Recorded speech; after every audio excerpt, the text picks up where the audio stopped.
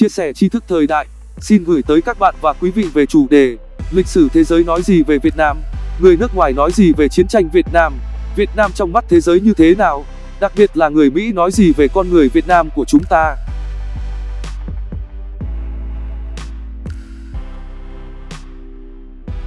Một số nước tư bản. Đầu tiên phải kể đến là Hoa Kỳ. Trong phần giáo dục lịch sử hiện đại, nước Mỹ nói cuộc chiến ở Việt Nam là đưa quân sang giúp đỡ Việt Nam, giúp Việt Nam giải phóng khỏi chế độ chủ nghĩa cộng sản đang bành trướng từ Liên Xô, Trung Quốc và tập đoàn các nước xã hội chủ nghĩa. Thực ra lịch sử Mỹ rất đa dạng và phức tạp nhiều luồng, mà chỉ những người thực sự tìm hiểu mới khám phá hết được thực sự bản chất của nước Mỹ. Có những tài liệu mật được giữ kín về chiến tranh Việt Nam mới dần được hé lộ, khiến những người dân Mỹ chân chính, thực thụ cũng phải hổ thẹn và kinh tởm với những nhà lãnh đạo của nước Mỹ lúc bấy giờ. Tương tự một số nước như Đại Hàn, Úc cũng góp phần lực lượng đưa quân dân của mình hợp tác với Mỹ giúp Việt Nam giải phóng. Nhưng đơn giản hơn, chỉ là lính đánh thuê không hơn không kém, với lợi ích giải quyết vấn đề việc làm và ngân khố quốc gia. Cũng với những niềm lạc quan chiến thắng đầy mộng đẹp và hoa thơm, nhưng kết quả thì quá đắng, vừa bỏ mạng nơi thao trường, vừa nhục nhã với thâm tâm và lịch sử nhân loại, không thể nào rửa hết. Ngoài ra còn có một số nước khu vực Nam Mỹ và châu Phi cũng đóng góp vào cuộc chiến Việt Nam cùng nước Mỹ, với tư cách lính đánh thuê, mang danh nghĩa những người hùng lên đường cứu giúp Việt Nam.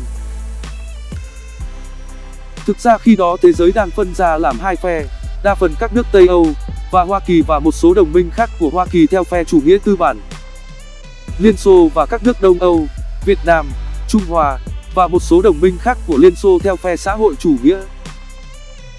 Hai bên đều muốn giành phần tối ưu và bành trướng ảnh hưởng về mình, với những lập luận và lý lẽ riêng. Những nhà chính trị Mỹ đại diện cho phe tư bản, Liên Xô đại diện cho phe xã hội chủ nghĩa. Mọi chuyện chỉ dừng ở đấy, và thế giới biết đến Việt Nam với chiến thắng Đông Dương qua trận Điện Biên Phủ 1954 với thực dân Pháp sừng sỏ mà thôi. Thế giới liên tiếp kinh ngạc với cơn chấn động địa cầu 1975. Sau này lịch sử thế giới gọi dân tộc Việt Nam là hiện tượng của thế kỷ, lung lay địa cầu và thức tỉnh nhân loại. Và sau đây là những đánh giá lịch sử của thế giới về Việt Nam. Ông Alain Rusco, nhà sử học người Pháp, kiêm chuyên gia chuyên nghiên cứu về lịch sử Đông Dương, cho rằng sự kiện 30 tháng 4 gây tiếng vang lớn trên trường quốc tế về một dân tộc không chịu khuất phục trước quân thù. Báo Mặt Trời Baltimore viết, chúng ta bị thương tổn và cảm thấy nhục. Nhưng có lẽ chúng ta cũng đã chín chắn hơn lên một chút qua sự kiện chiến sự Sài Gòn, Gia Định.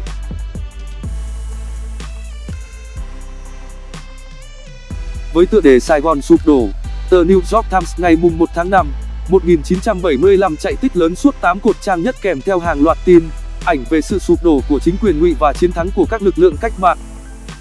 Theo bài viết, ngày 30 tháng 4 năm 1975 là ngày lịch sử của thế giới.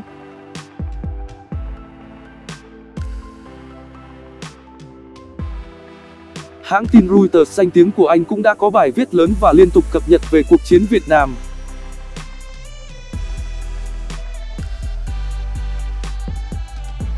Hãng tin AP đăng một bài viết có đoạn xe tăng, xe bọc thép và xe tải ngụy trang của quân giải phóng tiến nhanh vào dinh tổng thống. Cũng trong thời gian này, tướng trung lập Dương Văn Minh đã lên đài phát thanh và truyền hình công bố lệnh đầu hàng.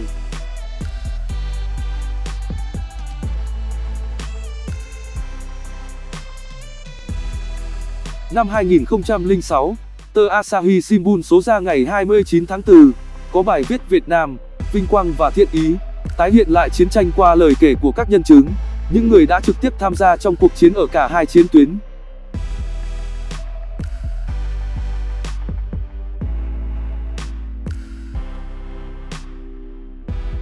Tờ People Daily, cơ quan ngôn luận của Đảng Cộng sản Trung Quốc số ra ngày 30 tháng 4, có bài bình luận dài về thắng lợi mãi mãi ghi vào sử sách của chúng ta. Tờ báo nhấn mạnh, ngày 30 tháng 4 là ngày lễ lớn của nhân dân Việt Nam, và cũng là ngày đáng được những người yêu chuộng hòa bình, chính nghĩa trên toàn thế giới kỷ niệm.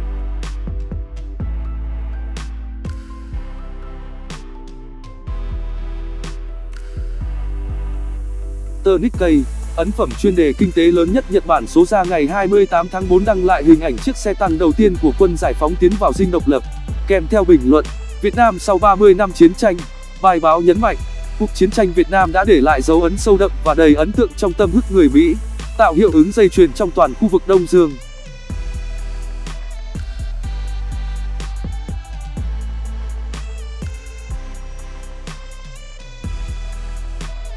Hãng tin Pháp AFP viết trong năm 1975, sự kiện nổi bật nhất châu Á là sự kiện 30/4 của Việt Nam, dư chấn rung động địa cầu.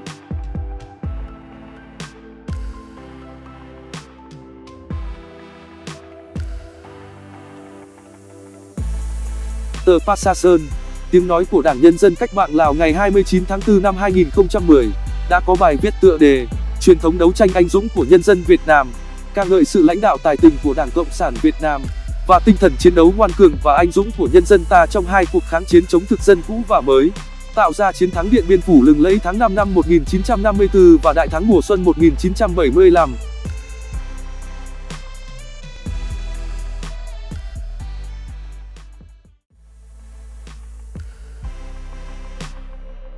AFP của Pháp và AP của Mỹ và nhiều hãng tin khác tham gia một cuộc triển lãm ảnh mang tên Việt Nam 35 năm sau.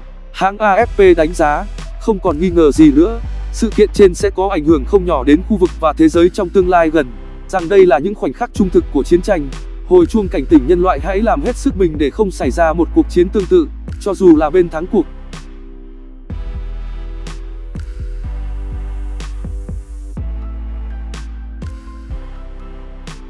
Phóng viên hãng UPI đã mô tả, quân đội Cộng sản tươi cười và vui vẻ cưỡi xe tăng vào phủ Tổng thống ở Sài Gòn và hô vang với những người đứng bên đường. Các nhà báo đang theo dõi. Họ thật sự không để ý đến sự có mặt của các nhà báo đang ghi lại sự đầu hàng lịch sử của chính quyền Sài Gòn trước những người Cộng sản.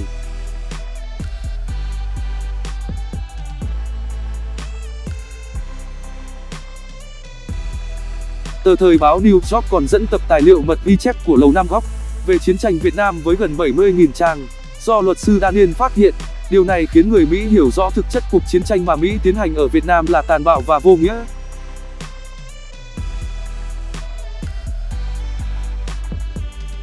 Trên thực tế thì có rất nhiều người dân trên toàn thế giới hướng về Việt Nam, ủng hộ nhân dân Việt Nam, phản đối chính sách cai trị và xâm lược của thực dân Pháp và Hoa Kỳ trong cuộc chiến với Nam. Thậm chí là chính những người dân Pháp, người dân Mỹ ngay trong đất nước của họ, những người lính Mỹ phản chiến, ném huân chương, huy hiệu vào Nhà Trắng Hoa Kỳ, với câu chửi thề đầy khinh bỉ với chính quyền tàn bạo, dã man của mình.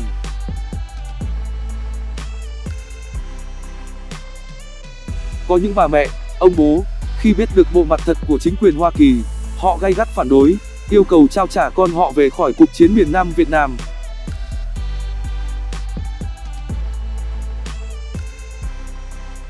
Những người Mỹ chân chính, họ cầu nguyện cho chiến tranh sớm kết thúc, cầu nguyện cho đất nước nhỏ bé Việt Nam, nơi xa xôi nửa vòng trái đất. Từng ngày, từng giờ họ luôn hướng về Việt Nam, ủng hộ chính sách hòa bình dân tộc.